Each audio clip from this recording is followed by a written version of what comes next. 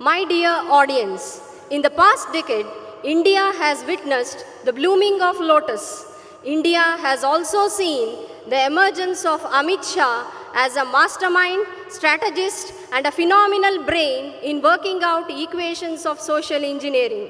हर एक नेता या नायक की अपनी एक कार्यशैली होती है।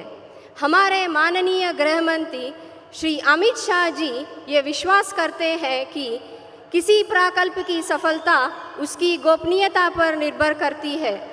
This modern day Chanakya is still unfolding. The country will see many more unseen aspects where he will be fulfilling the vision of Bharat as a Vishwaguru.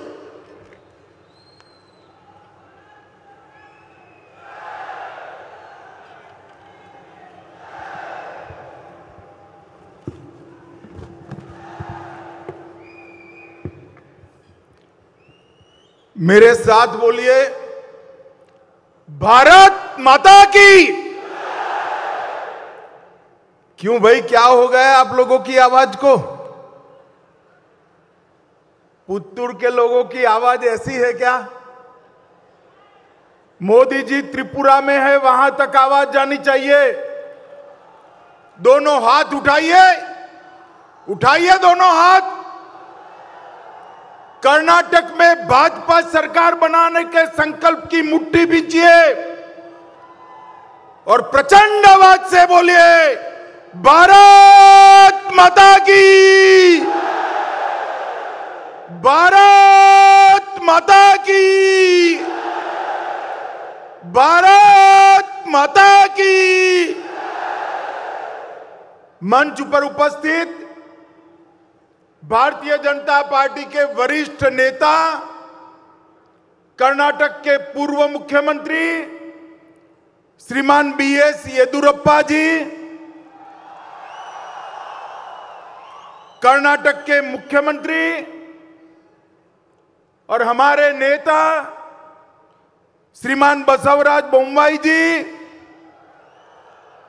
संस्कृति मंत्री कर्नाटक श्री वी सुनील कुमार जी,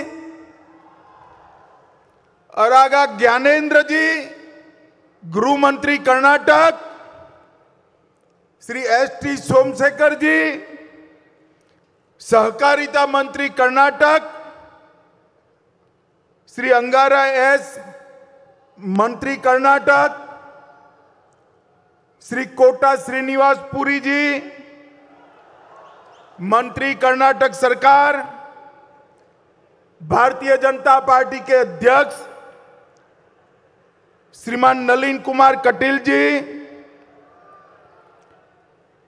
डॉक्टर भट्ट साहब, अध्यक्ष विवेकानंद विद्यावर्धक संघ, कैंपको के अध्यक्ष ए किशोर कुमार कोडगी जी, कैंपको का पूरा बोर्ड ऑफ डायरेक्टर, निर्देशक गण और आज यहां पर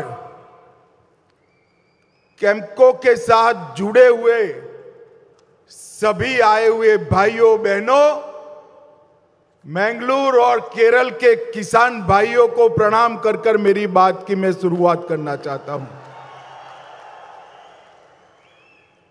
आज मैं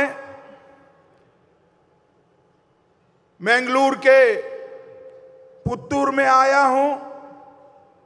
ये बहुत पवित्र भूमि है। अरब सागर और पश्चिमी घाट से घिरा हुआ एक क्षेत्र परशुराम की सृष्टि के नाम से भी पूरे विश्व में विख्यात है। अनेक धार्मिक परंपराएं, सांस्कृतिक परंपराएं ये अविभाजित दक्षिण कन्नड़ के जिले के अंदर पाई जाती है। अभी अभी मैंने कांतारा देखा है। कांतारा देखकर मुझे मालूम पड़ा कि कितनी समृद्ध परंपराओं का ये प्रदेश है। मैंगलोर इकलौता शहर है राज्य का जहां समुद्र, एयरपोर्ट, रेलवे और सड़क चारों दृष्टि से व्यापार हो पाए, इस प्रकार का ये समृद्ध इलाका मैंगलोर की पुण्य भूमि को मैं बार बार प्रणाम करने हूं। यहां आया हूं तब रानी अब्बक्का को भी प्रणाम करना चाहता हूं। इसके साथ मंगला देवी और कादरी मंजूनाथ मंदिर को भी, महालिंगेश्वर मंदिर को भी प्रणाम कर कर मेरी बात की शुरुआत करना चाहता हूं। मित्रों, देश भर में बहुत कम क्षेत्र है जो विषम भौगोलिक परिस्थिति होने के बावजूद, जियोग्राफिकल कंडीशन ठीक न होने के बावजूद कृषि से, खेती से, एग्रीकल्चर से देश को समृद्ध बनाते हैं।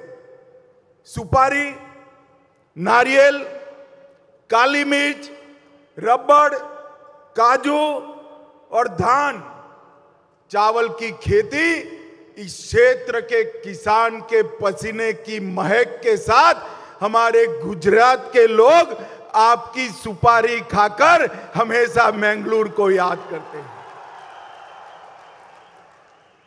आपके प्रदेश के साथ मेरे प्रदेश का अटूट रिश्ता है। आप पसीना बहाकर सुपारी उगाते हो, हम सुपारी खाकर पसीना बहाते हैं। दोनों के बीच में बड़ा गहरा नाता है। मित्रों, आज मैं कैम्पको के सुवर्ण जयंती समारोह में आया हूं। मुझे जब निमंत्रण मिला तब मैं सोचता था जाऊं न जाऊं, मगर कैम्पको की गतिविधियां जब मैंने देखी, इसकी प्रगति देखी, तो मैंने निर्णय कर दिया इस देश के कोऑपरेटिव मिनिस्टर के नाते इस मल्टी स्टेट कोऑपरेटिव में निश्चित जाना चाहिए। उनके प्रयासों का समर्थन, उनका साधुवाद करना चाहिए। मित्रों, आज भारतीय जनता पार्टी के विचारधारा के जनक पंडित दीनदयाल जी का पुण्यतिथि भी है। पंडित दीनदयाल जी ही है जिनके रास्ते पर भारतीय जनता पार्टी की सरकारें चलती। हमने गरीब कल्याण का एक यज्ञ चालू किया है। हर गरीब को घर, घर के अंदर बिजली, घर के अंदर पानी, घर में गैस का सिलेंडर, घर में शौचालय, घर में 5 लाख तक का हेल्थ इंश्योरेंस और मुफ्त अनाज, और हर किसान को हर साल 6,000 रुपया, ये दीनदयाल जी के अंत्योदय के सिद्धांत के अनुरूप है, वहीं से पैदा हुआ है।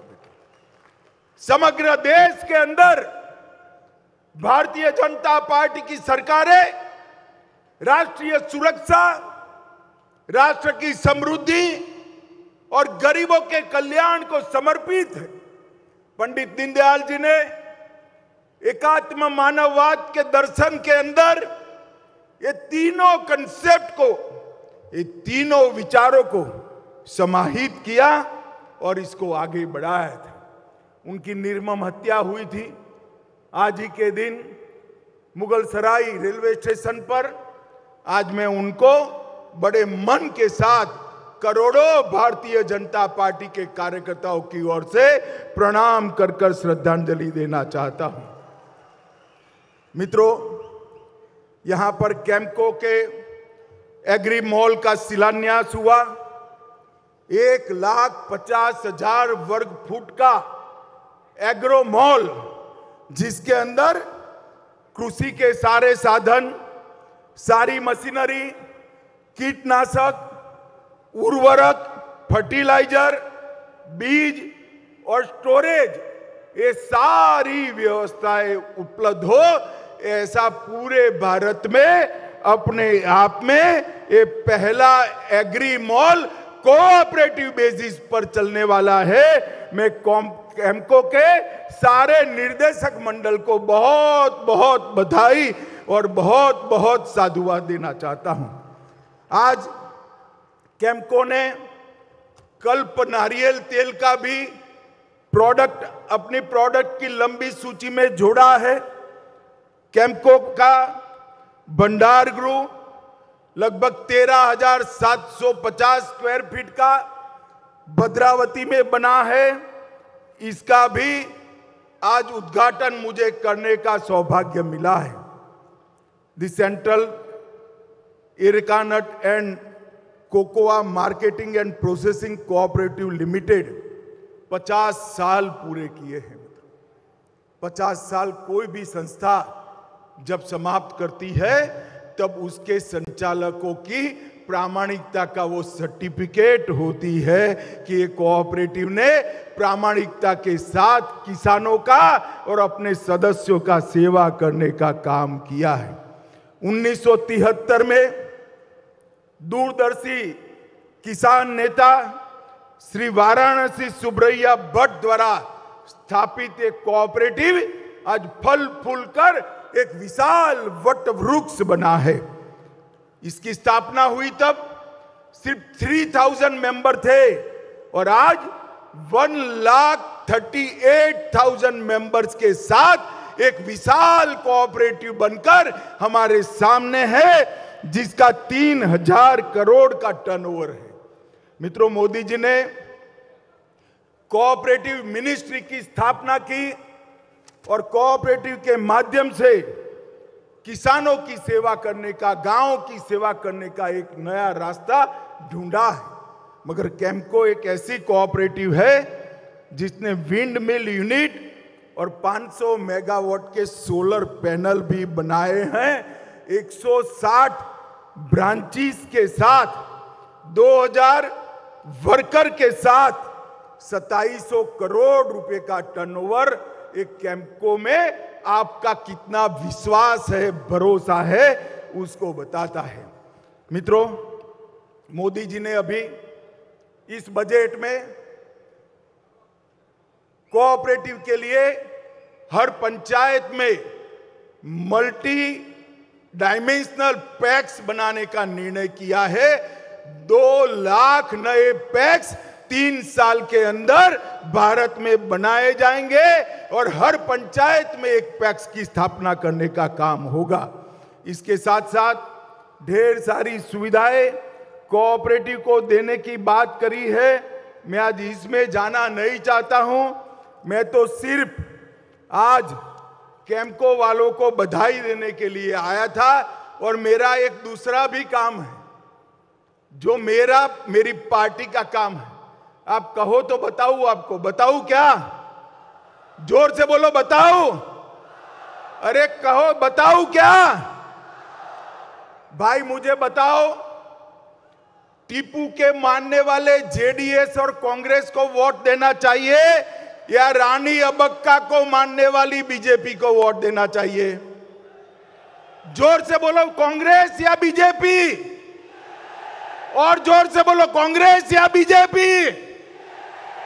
मोदी जी के नेतृत्व में राष्ट्रभक्तों की टोली जैसी भारतीय जनता पार्टी और गांधी परिवार के लिए कर्नाटक को अपना एटीएम बनाने वाली भ्रष्ट कांग्रेस पार्टी, दोनों के बीच में किसकी सरकार बननी चाहिए?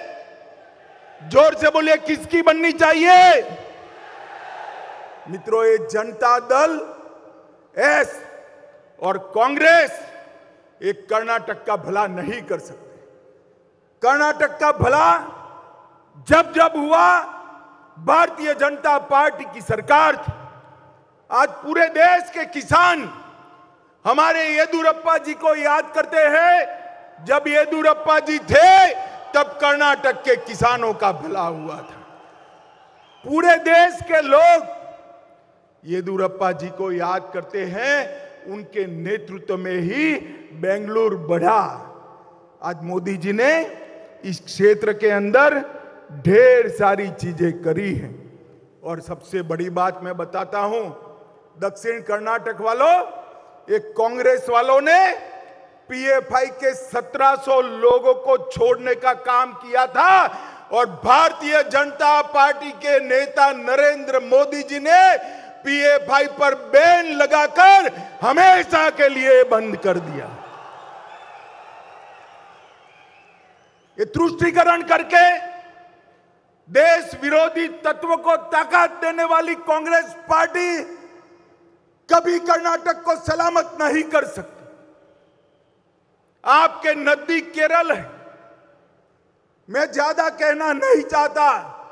अगर कर्नाटक को सुरक्षित रखना है तो केवल और केवल भारतीय जनता पार्टी रख सकती है। नरेंद्र मोदी के नेतृत्व में कर्नाटक की भाजपा सरकार रख सकती।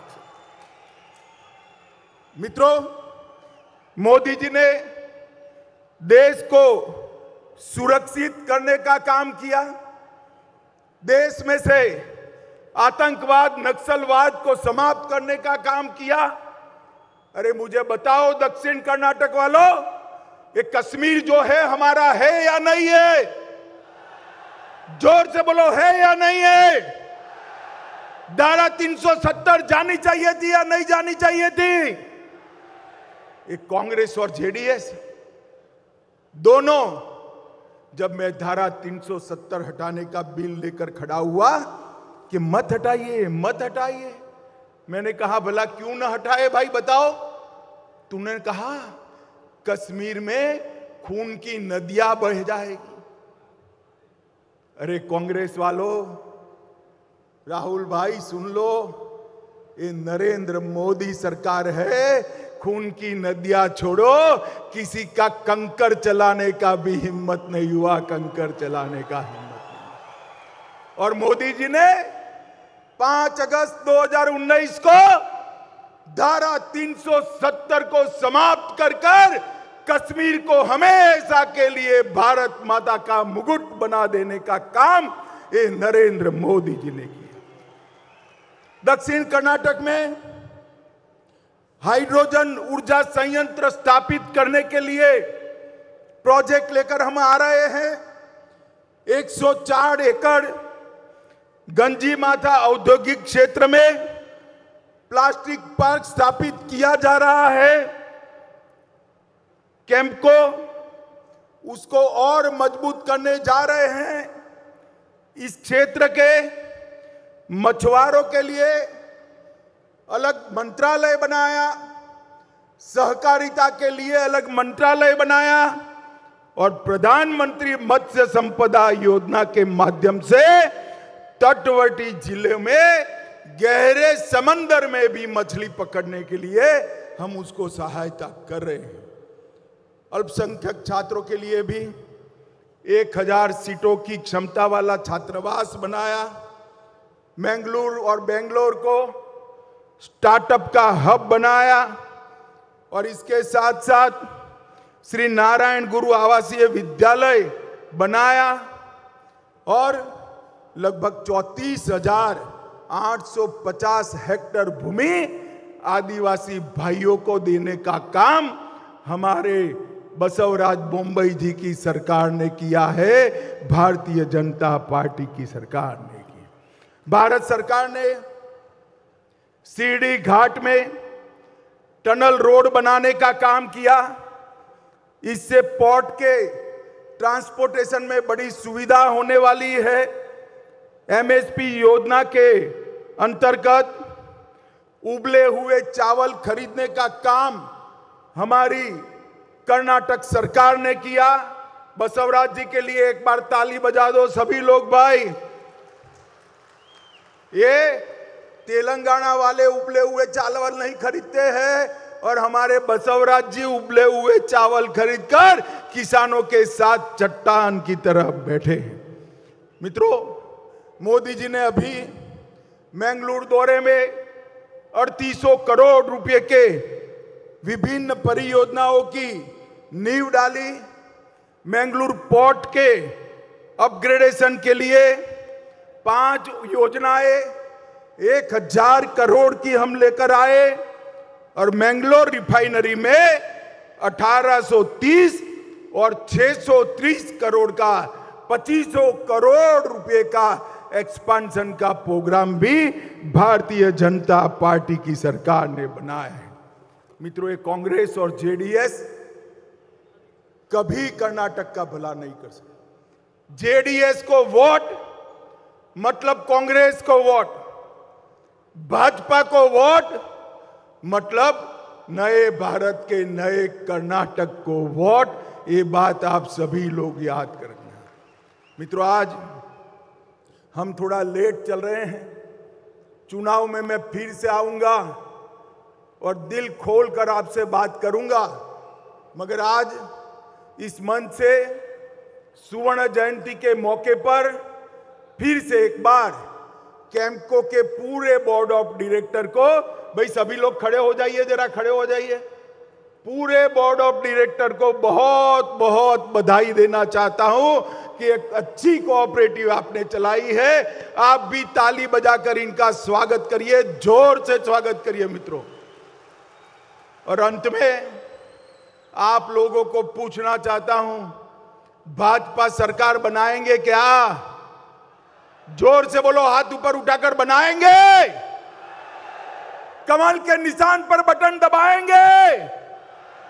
बसवराज बोम्मई के हाथ मजबूत करेंगे? मोदी जी के हाथ मजबूत करेंगे? पूर्ण बहुमत की भाजपा सरकार बनाएंगे? तो मेरे साथ दोनों हाथ उठाइए, विजय के संकल्प की मुट्ठी बींचिए और प्रचंड आवाज से बोलिए, भारत माता की, भारत माता की, वंदे वंदे वंदे।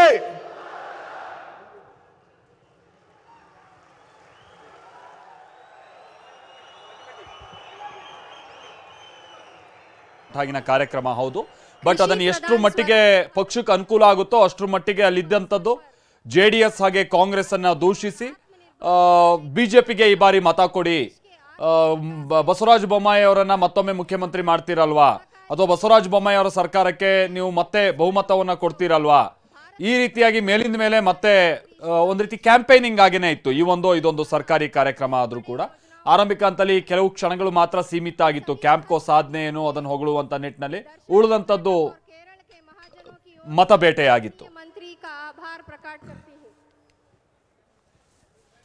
ಈ ಕಾರ್ಯಕ್ರಮ